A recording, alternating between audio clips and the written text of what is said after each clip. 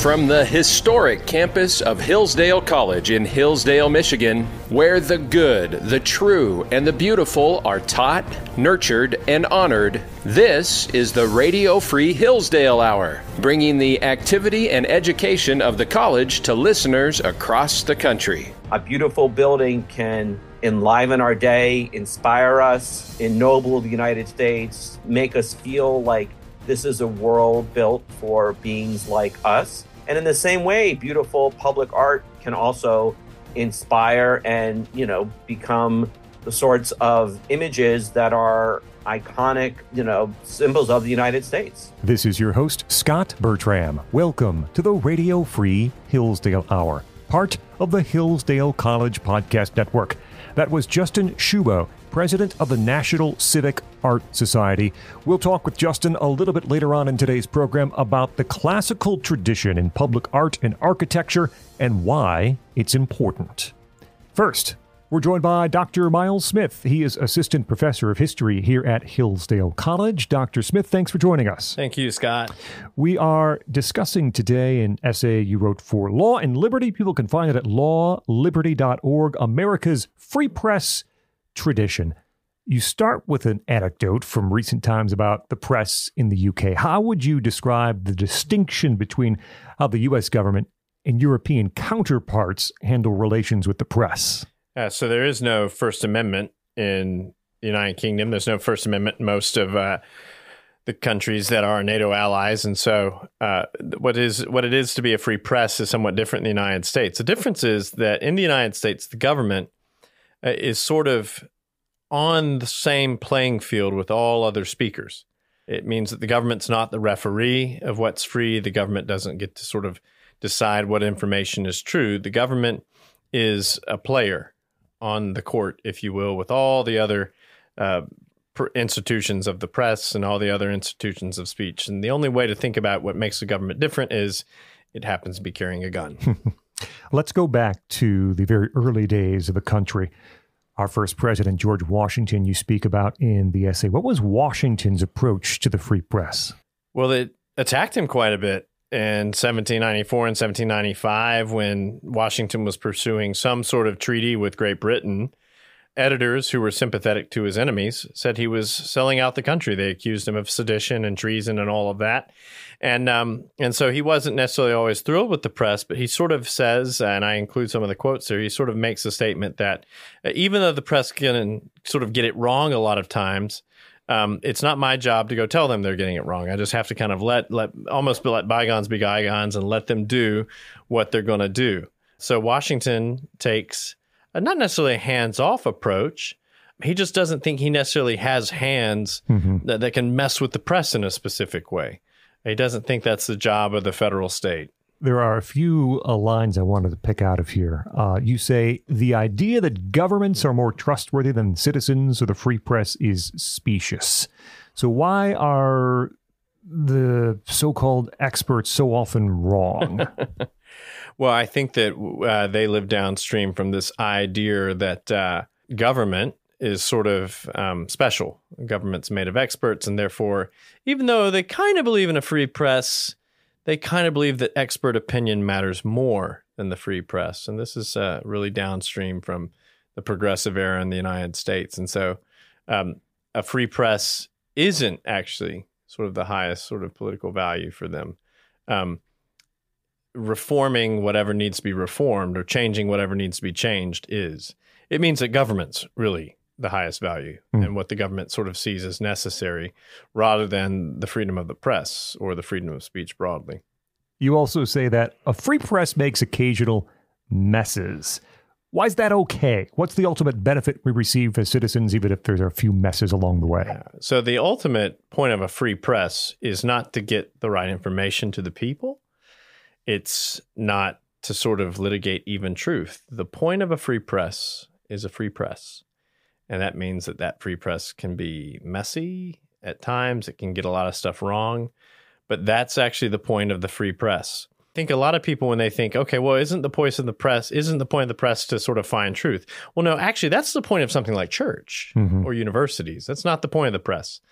The point of the press is to have active dialogue, active speech, all sorts of voices, good, bad, and ugly, that sort of allow the people to discern truth. The point of a free press is for the people to have those voices, not for the people to be told what's true. You write in this piece at Law and Liberty that the American press's very multiplicity of opinion, in fact, strengthened the liberties of the United States and guarded them from tyranny. So how so? Well, because the number of voices was important. Besides, because if you only have one voice, you probably don't have a lot of freedom. If you only have one sort of voice saying this is officially what we have to believe, then you probably don't have a free press. It's that multiplicity of opinions and voices that lets people know, hey, we're litigating this with complete freedom, or as close as complete freedom as we can get in the United States of Republican order.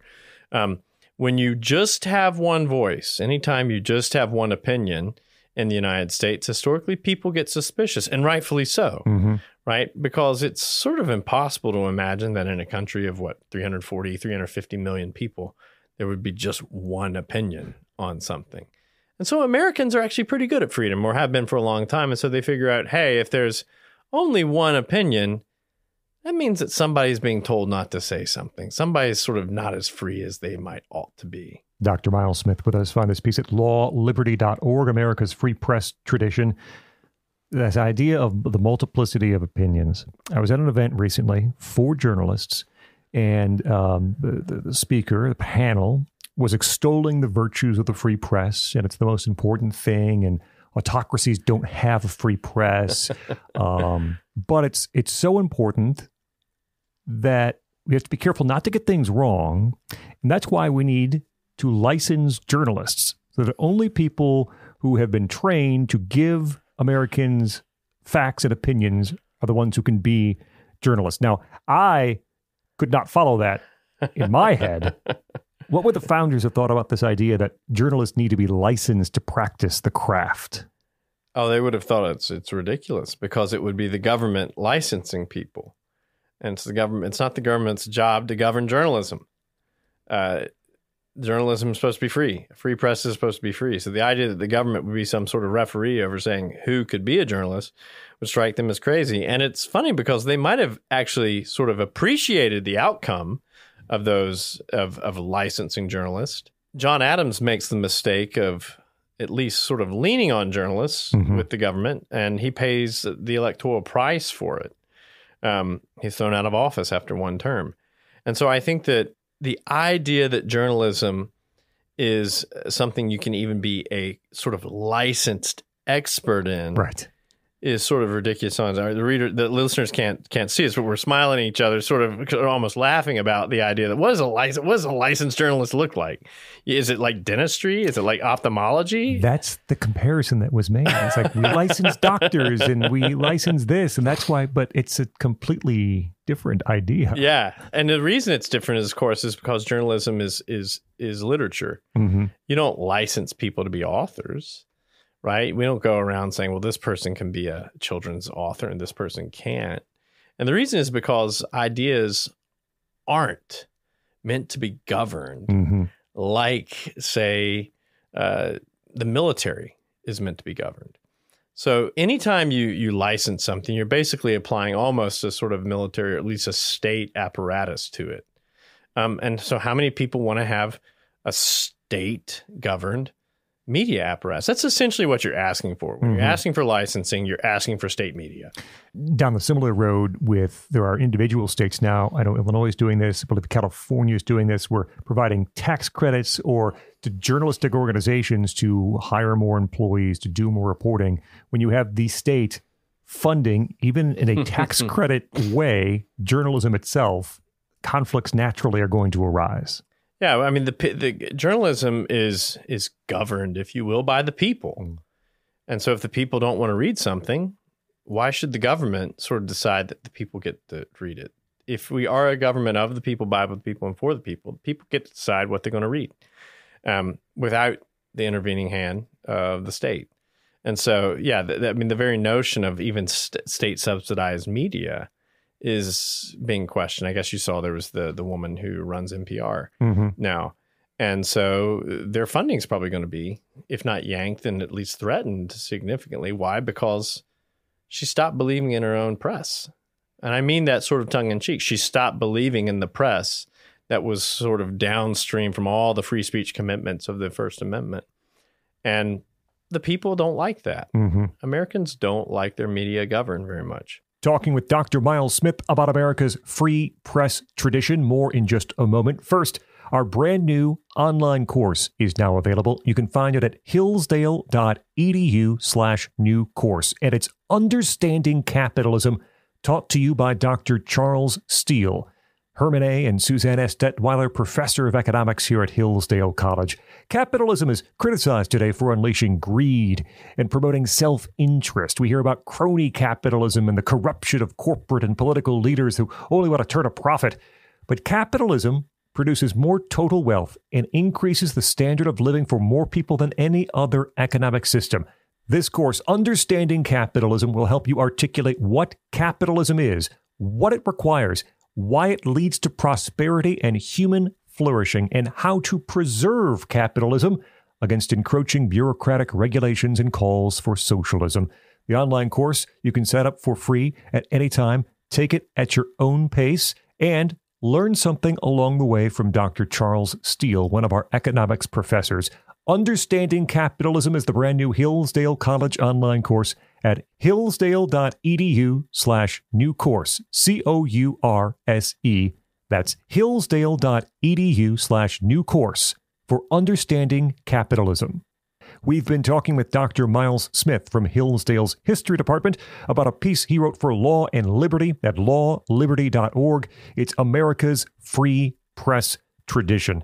Dr. Smith, in the previous segment, I was talking to you about this gathering of journalists in which one of the journalists suggested licensing journalists. You had to have a license to practice journalism. It was too important to the country not to have people trained and licensed to practice journalism. I mentioned how ridiculous we both found that. My students were also on hand that day. My students who were with me when the idea of licensing journalists came about were not perplexed, but they were confused. They hadn't heard it before, but this is not a new idea. Senator Dick Durbin from Illinois has been a big fan of licensing journalists now for at least a decade, and it bubbles up every now and then. You argue in your piece that American government's commitment to free press has always been most tenuous in wartime. Now, we're not in wartime at the moment. How would you judge our current government's commitment to the free press? Well, I think that since 9/11, there's kind of been almost a perpetual wartime in some ways. And so I don't think the press is necessarily as reflexively free as we'd like to think, or as it should be. One of the things I think is interesting is that wartime is where you have an added excuse. You have this excuse of life and death. Well, if we let anybody print anything, they'll do X. And what's really interesting is historically, the press has almost policed itself during wartime. You would have, in the Civil War, you would have journalists basically sort of say, okay, I'm committed to the free press, but I am also a citizen of the United States, and I want the United States government to have sort of the ability to run the war it needs to run. And so there was sort of a self-policing on that. The idea that a journalist would just go publish, say, the position of a unit that was sensitive or something like that, that's kind of ahistorical. It just never happens because journalists are people and they're oftentimes citizens. So just because I think we have this idea that journalists are some sort of stateless peoples, right? No, I think that actually historically journalists are rather patriotic and they care about their country. It's only recently sort of the en masse ideology about what journalism is has changed it. But I mean, even the generation of even sort of lefty journalists, I think of like a guy like William Safire or someone like that in the era before our own. I can't imagine them just publishing where a group of soldiers might be sort of, threatened or something. I can't imagine them doing that. So I think that what you see is not just since World War, since 9/11, but government doesn't trust the people and they don't trust the government, the journalist anymore. So it's actually the state doesn't trust anybody anymore, rather than sort of journalists just being these kind of walking security threats or something. Same. There are reasons people don't necessarily trust journalists anymore. And we saw part of this through the COVID era, which in some ways is still ongoing. You read about this in this piece at Law and Liberty. Why is it dangerous for the media to act merely as, I believe a phrase that you use in here, a government information service? Well, because the government can get things wrong. And so if you preclude all other voices, you basically establish a paradigm in which the government gets to be God, doctor, church, scientist, everything without any pushback. And so the reason it's not good for the press to be a government information service is that the government's voice is supposed to be treated as just one among many. And the good example now is COVID. They got a bunch of stuff wrong. But the telemedia was so deeply wedded to the state during that season, you think about what was all sort of the legacy media people were carrying, that they destroyed any credibility they had with the people, precisely because the people, it's not that they were unwilling to listen to arguments made by the government. It was that the government said, we're the only argument that can be right, and you can't listen to the other ones. That's what people were really upset about. And so it wasn't that everybody wanted to think that Joe Rogan was correct about, say, ivermectin or something. It's that the government had basically implied that if you listen to Joe Rogan, right, you were sort of not an American, or you were sort of un-American. And so the idea is not that anybody is needing a specific voice to be right. It's that they want to let all the voices talk. And if you try to shut down the voices, the American people, I think to their credit, sniff that out and say, I don't think you care about the truth. I think you care about control. And I think there's something rather noble about the American people. We give Americans a hard time a lot of times, but I think that's actually something that's rather noble. Americans probably broadly have a better sense of what it is to have a free press tradition than the government does a lot of times. Why do you think it was so easy for many in the free press, many media members, to so easily slip into that role? I can't remember any time when the press just was so devoted to a government polemic in my lifetime. I'm guessing my parents' lifetime. I mean, the press was an enemy of the government in Vietnam, right? I mean, the press is trying to actively push Lyndon Johnson. The same thing with Reagan, with Bush. So any important president, I don't know. I'd hate to think that the press, the legacy telemedia organizations are just ideological crazies. That seems to be a part of it, though. They all were trained at the same places, right? Their journalistic training was really ideological training. I mean, they go to what, 3 schools? Missouri, Northwestern. So Mizzou, Northwestern. What's the other schools with the NYU? Yeah, NYU. Yeah. They're coming out of these 3 or 4 places, and there's an ideological bent to their training. And so what it is to be a journalist doesn't seem to mean the same thing. I mean, think about a guy like Joe Rogan, who isn't meaningfully a journalist, but he kind of looks like what a journalist historically looks like. Just sitting around, sort of asking questions.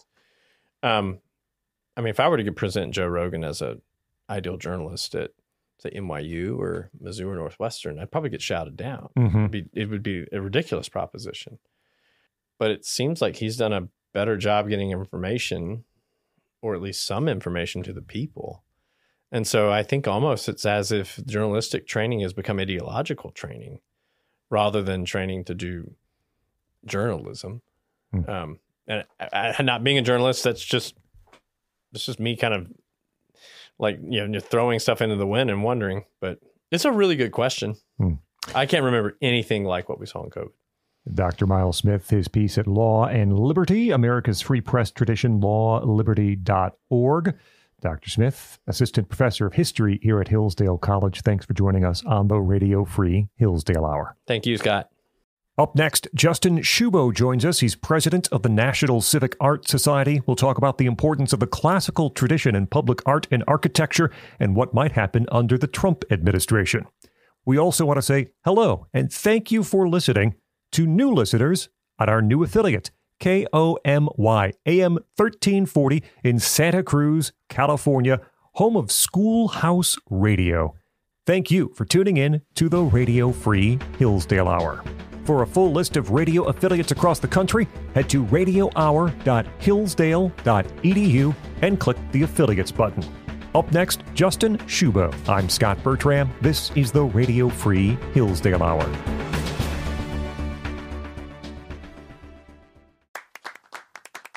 Hillsdale College is a small, Christian, classical liberal arts college that operates independently of government funding, and we want you or your son or daughter to apply. At Hillsdale, students grow in heart and mind by studying timeless truths in a supportive community dedicated to the highest things. Hillsdale College costs significantly less than other nationally ranked private liberal arts colleges and receives regular recognition as a best value, and nearly all students receive financial aid. Our robust core curriculum, vibrant student life, and 8-to-1 student-to-faculty ratio make for an education like no other. For more information or to fill out an application, visit hillsdale.edu/info. That's hillsdale.edu/info.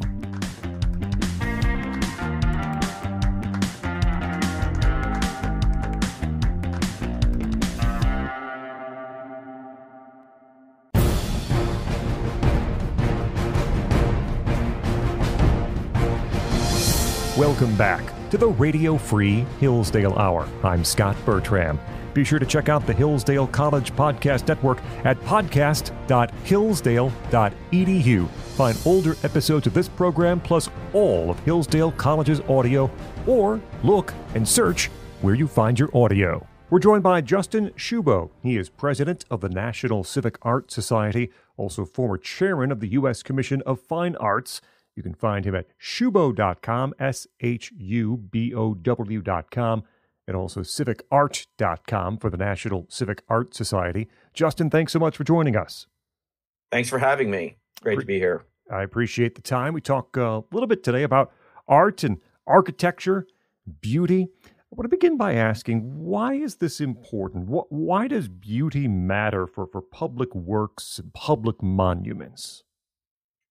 Well, I mean, public works, public buildings, public artwork, these speak to our identity, our ideals, who we are and who we wish to be. You go to a monument or a memorial, and at their best, they crystallize historic memory, speak to our national identity, and more abstractly, we also see symbolism in our public buildings. I mean, you think of a building like the U.S. Capitol or the Supreme Court. Winston Churchill gave an incredible speech on the rebuilding of the House of Commons after it was bombed during World War II. And he said, we shape our buildings, thereafter they shape us. And an essential component of excellent buildings is their beauty. A beautiful building can enliven our day, inspire us, ennoble the United States, make us feel like this is a world built for beings like us. And in the same way, beautiful public art can also inspire and, become the sorts of images that are iconic, symbols of the United States. This might be difficult to explain. We'll give it a shot. When you look at a building, or look at a monument, what aesthetically sets, say, the Lincoln Memorial apart from something like the J. Edgar Hoover FBI building? And if people have seen it, they know why I'm asking the question.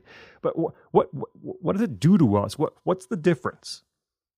Well, first off, let me say that it's not exactly ideal to be talking about architecture on the radio. Right. It's all about Yes. what the buildings look like. But I think people do have an image of the Lincoln Memorial in their mind. It is a classical building with columns and steps. It is based on the design of an ancient Greek temple. You ascend, it's made of marble and expensive materials. You ascend the steps, go through the colonnade, and then see this unbelievable statue of Lincoln in the middle. And I think there's a reason why it's one of the great symbols of the United States. It's a classical design fitting in with what the founding fathers sought for Washington, D.C., which is that it ought to be a classical city. Thomas Jefferson and George Washington, both of them talented amateur architects, and in fact, Jefferson was an actual genius. They consciously decided that the core buildings of Washington would be classical in design. They wished to harken back to democratic precedents in ancient Rome and Greece. And we ended up with buildings like the White House and the Capitol. These are classical buildings, and the founders inaugurated a tradition that lasted for about 150 years. And that tradition continued, as just implying, into the 20th century with buildings like the U.S. Supreme Court, which is built, which was completed in the 1930s, the quote unquote modern era. But after World War II, the federal government went almost completely modernist in design. These buildings completely rejected tradition in the past, discarded with all ornament, no more columns, no more pediments, and in my view, essentially discarded beauty altogether.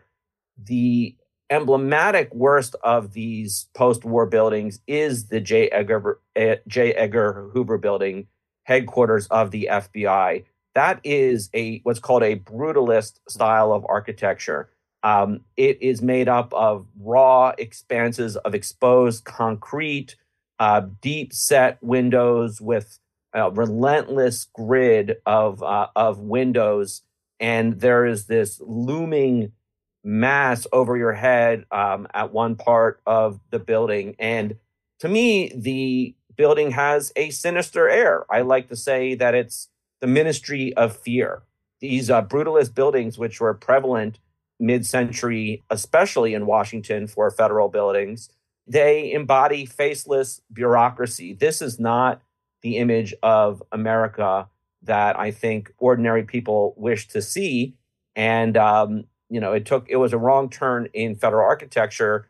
And what I would like to see, and we can talk about in a second, what I think President Trump would like to see is a return to the classical tradition. Justin, I'll ask about the Trump administration here in a minute, but I wanted to know, is there a financial aspect to this? Does it cost more to embrace the classical design in architecture? In architecture, I did an analysis of federal courthouses authorized in the same year, and I found that the cost per square foot of classical and modernist buildings was almost exactly the same. So it's just not true that classical buildings are necessarily more expensive than modernist ones. When we get to the Trump administration, and let's talk about the first term and then slide into the second term, the first Trump administration term, what was done on the issues of art and architecture, and what was he able to accomplish during his 4 years in office? Well, in 2020, at the very end of his term, Trump issued an executive order on federal architecture. It was an incredible revolutionary order that reoriented federal architecture, which had been almost entirely modernist. It reoriented architecture in a classical and traditional direction, stating that there should be special regard for classical and traditional styles when federal buildings were being designed. It stated that federal buildings ought to be beautiful. They should ennoble the United States, inspire the American people. And it also said that there needs to be input from the general public when design decisions are being made. The order was at its strictest regarding Washington, D.C., requiring that all new federal buildings there be classical. Unfortunately, the order was issued at the end of his term. Everything got slowed down due to COVID. And unsurprisingly, almost immediately after taking office, President Biden revoked the order without providing any reason for doing so. But the architectural establishment, which is almost entirely modernist, had been heavily lobbying him. Plus, there was the weight of elite opinion. As a case in point, the New York Times editorial board published an editorial titled, "What's So Great About Fake Roman Columns?" Fake Roman temples. Mm-hmm. It was an attack on contemporary classical architecture. The implication of what the Times wrote, of course, is that the U.S. Capitol, the Supreme Court, the Jefferson Memorial, these are all equally fake Roman temples, right? These are not 2,000-year-old buildings. And so there was all this pressure, and Biden, unfortunately, undid the order. Talking with Justin Shubow. He is the president of the National Civic Art Society. More about that at civicart.org. His website is shubow.com, SHUBOW.com. I wanted to ask about your involvement in the creation of the World War I Memorial, the new memorial in Washington, D.C. Sabin Howard, the sculptor, was recently a guest on one of our other podcasts here, the Larry Arnn Show. He had a great conversation with Dr. Arnn, president of Hillsdale College, about the World War I Memorial. Our listeners can check that out. What was your involvement in the creation of that memorial? Well, I was friends with the man most responsible for designing the memorial and building it, a man named Edwin Fountain. He was vice chairman of the commission behind it. And from the very beginning, I spoke with Edwin about mistakes of recent national memorials like the Eisenhower Memorial, which went very badly, and explained to Edwin what we needed to have was an open design competition, open to not just professional architects, but artists, sculptors, you name it. And importantly, the competition brief needed to say that the design shall evoke heroism and valor. And the reason it was important to put those words in there is because the general trend in our national memorials ever since the Vietnam Veterans Memorial is that we build nothing but victim memorials. It's not possible for an artist to design something that is heroic or shows that heroism actually exists. And I think the ultimate example of this is the United Flight 93 Memorial in Pennsylvania, where that airplane went down on September 11. As you surely know, the passengers on that flight stormed the cockpit, and stopped the terrorists from flying the airplane into a core building of government in Washington. What those passengers did, ordinary citizens, is up there with Paul Revere's ride in American history. Yet the memorial in Pennsylvania contains nothing commemorating the heroism of the passengers on that flight. So the World War I, the people behind it wished to take a different direction. They did hold a blind open design competition. And I'll be honest, I encouraged Sabin Howard, the winning sculptor, who is a good friend of mine, to enter the competition.